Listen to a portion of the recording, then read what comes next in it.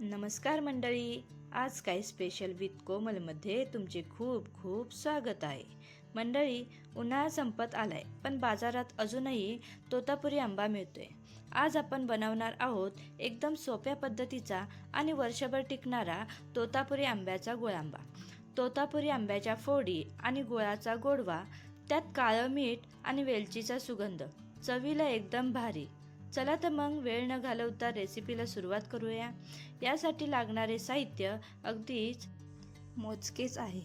2 cup Totapuri आंब्याच्या छोट्या फोडी, 2 कप बारीक चिरलेला गूळ, 1 छोटा चमचा वेलची पूड, 3 लवंग आणि 1 इंच दालचिनीचा तुकडा आणि अर्धा चमचा काळे मीठ.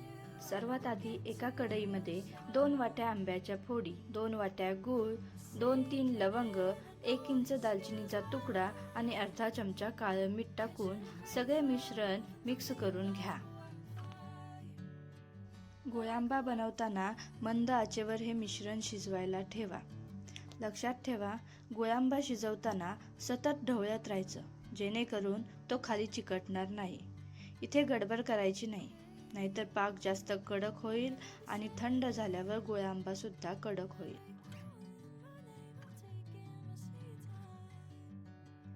तुम्ही पाहू शकता, आता हे मिश्रण खूप पातळ झालेले आहे आणि त्यावर छोटे छोटे बबल्स पण आलेले आहेत. पण घाबरू नका, हे बबल्स पण हळूहळू कमी होत जातील. जसजसा हा पाक घट्ट होत जाईल तसं हे बबल्स पण निघून जातील.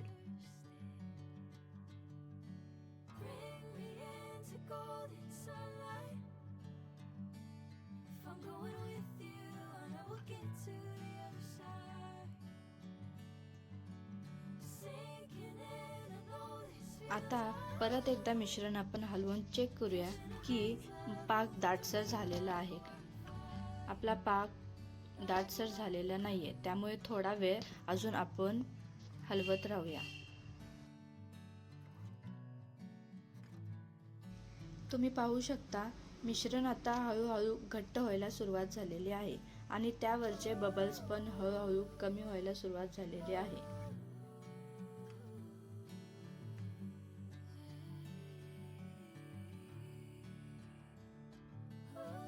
हे पहा, आंब्याच्या फोडी पण आता ट्रान्सपरंट व्हायला सुरुवात झालेली आहे.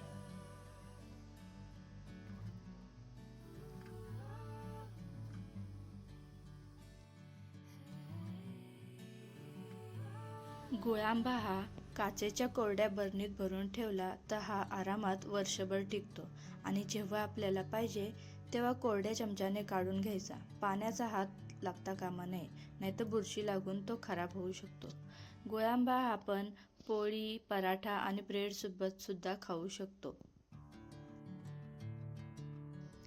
हे बघा, पाक अगदी मधासारखा घट्ट झालेला आहे आणि त्यावरचे बबल्स पण पूर्णपणे निघून गेलेले आहेत.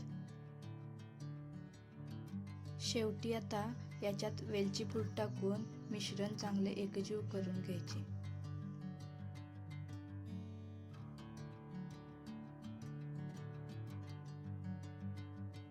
तर मंडळी, तयार आहे आपला तोतापुरी आंब्याचा गुळांबा.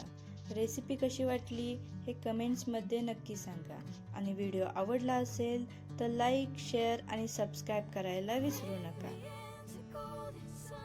बाजूला असलेल्या बेल आयकॉनवरही क्लिक करा, म्हणजे माझ्या नवीन रेसिपीजचे अपडेट्स तुम्हाला लगेच मिळतील. पुन्हा भेटूया अशाच एका सोप्या रेसिपीसोबत. व्हिडिओ शेवटपर्यंत पाहिल्याबद्दल खूप खूप धन्यवाद.